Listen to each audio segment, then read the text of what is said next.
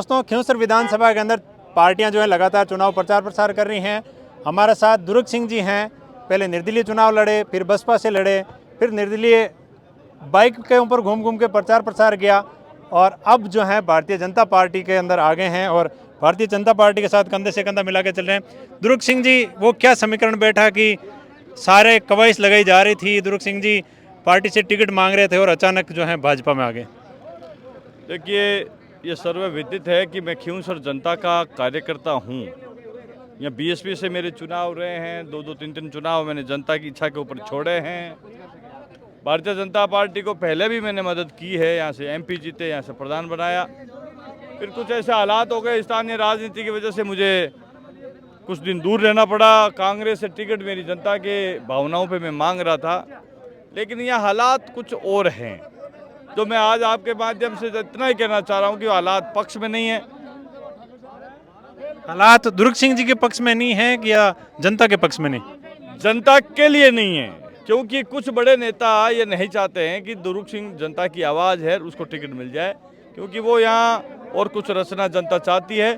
लेकिन रेवंतराम डांगा जी वो साधारण सरल स्वभाव के व्यक्ति हैं। यहाँ की जनता की बहुत इच्छा थी, मेरे कार्यकर्ताओं ने मुझे निर्देशित किया और राजस्थान के मुख्यमंत्री जी ने मुझे सुनने के बाद मुझे आश्वस्त किया कि दुर्ग सिंह जी आप इस विचारधारा में आओ और वहाँ जो भी कमी है उसको दूर करके रेवंतराम जी डांगा को जिताओ, भाजपा को जिताओ। वहाँ की जनता की हर मांग के लिए आप आधी रात आपके दरवाजे खुले हैं। तो उस बात पे मैंने निर्णय किया और रेवंतराम जी डांगा के समर्थन में सहयोग में घूम रहा हूँ।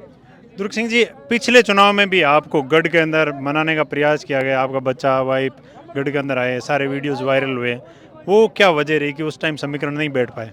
नहीं, उस टाइम मनाने का ऐसा कुछ भी नहीं था।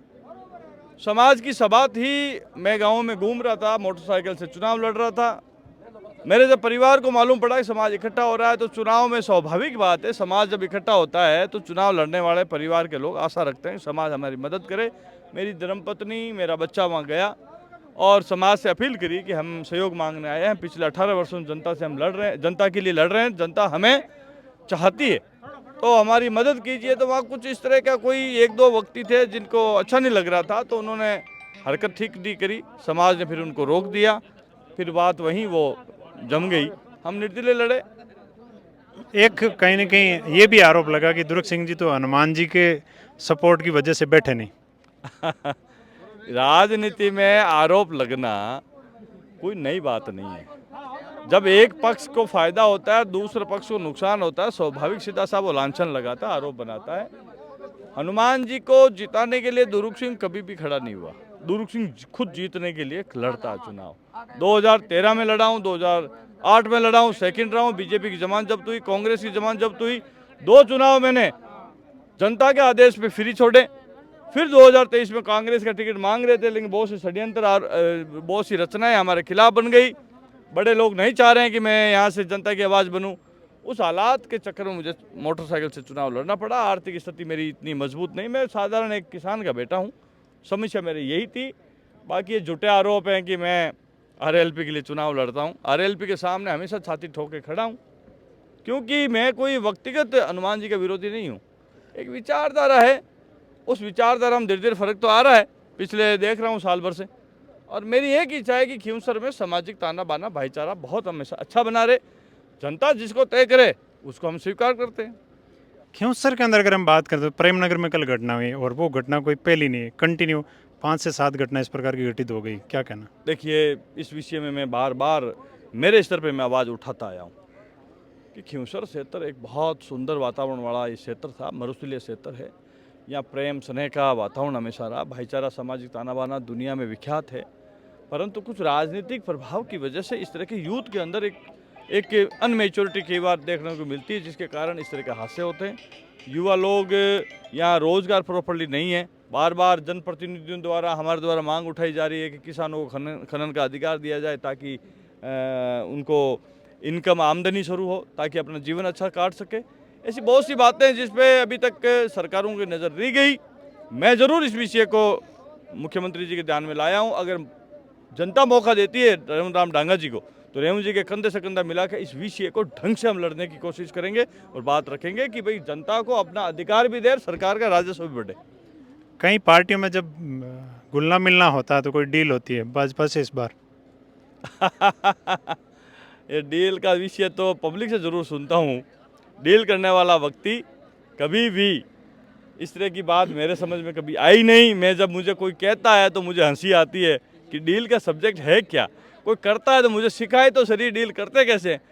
लेकिन इस तरह मुझे नहीं लगता है कि इस तरह की बातों में कोई दम है। बगैर वादों के तो दुर्ग सिंह जी आने वाले हैं। बिल्कुल बिल्कुल मुख्यमंत्री जी शर्त हमारी हुई है, बिल्कुल ठोक बजा के मैंने मेरी बात रखी, क्षेत्र की जनता की बात रखी।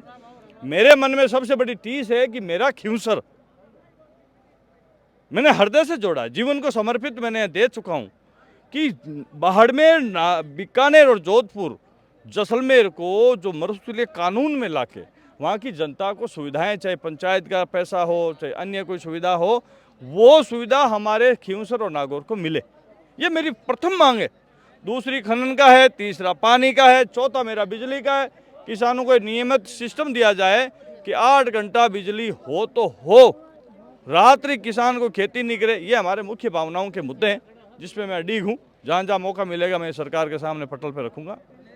वोटरों को अभी आपने कंफ्यूज कर दिया। टिकट कांग्रेस से मांगा, चुनाव बसपा से लड़े और निर्दलीय लड़े।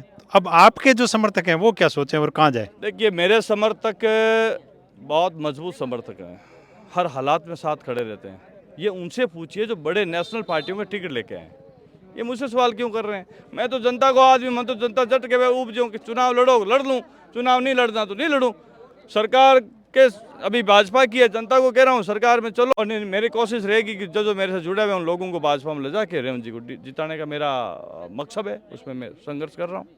तो दुर्ग सिंह जी भाजपा के अंदर लंबे टिकेंगे या जिस प्रकार चुनाव बीतने के बाद में मन पलट जाता है? देखो, मेरा बहुत खुला, हर जगह सैकड़ों सभाओं में मैंने छाती ठोक के बोलता हूँ, प्रथम ताकत मेरी जनता है। जनता पे ए हित होगा, दुर्ग सिंह लड़ेगा, आगे भी लड़ा फिर लड़ेगा।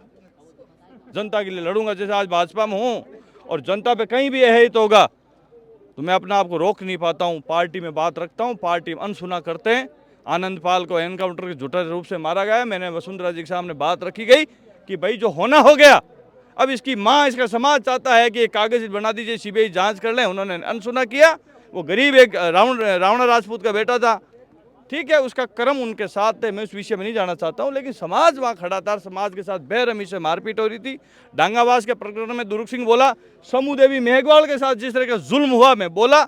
और यहाँ अभी मैंने 3-4 मुद्दे बताए हैं, खनन का अधिकार, मीठा पानी, लाइट नियमित आए, दिन में आए, रात को लाइट नहीं दी जाए। ये तमाम बातें मैं बीजेपी का सदस्य होने के बाद बीजेपी के सामने बार बार रखूंगा, जो मीडिया के सामने, जनता के सामने आते रहेंगे। आपने वसुंधरा जी की बात की, वसुंधरा जी के फिर आपके हनुमान जी के विचार मिलते जुलते, वो भी वसुंधरा को हमेशा ताने मारते हैं। नहीं, हमारे यहाँ हनुमान जी के विचार मिलते जुलते इसलिए लगते होंगे कि 24 घंटे वो घूमते हैं, 24 घंटे मैं घूमता हूँ। उनका सिस्टम थोड़ा सा अलग प्रवृत्ति का दिखता है और मेरा एक समा भवेश का लगता है। तमाम मेरे विचारधारा अंदर नजर आती। मैं वाल्मीकि के घर पे बैठ के उनके साथ प्रेम से स्नेह करता हूँ, मेघवाल के घर पे बैठ के उसी स्नेह करता हूँ। मेरे कोई भी इस तरह का सिस्टम नहीं है जो आपको एक पक्ष से नजर आएगा कि एक कम्युनिटी का नजर आएगा। उनमें कौन से वो सिस्टम है जो आप वाले से मैच नहीं खाते? वो वक्त आए जब बताएंगे। मैं मीडिया में बार बार जगह कहता रहता हूँ, क्योंकि कई बार किसी जाति के खिलाफ टारगेट करना, बोलना, ये एक अच्छे राजनेता की थीम नहीं होती है। उसके अंदर खुशबू नजर आनी चाहिए 36 कौम की, कि ये 36 कौम के परिवेश का वक्त ही है। तो हो सकता है उनमें कुछ है, जनता जवाब 13 तारीख को देगी।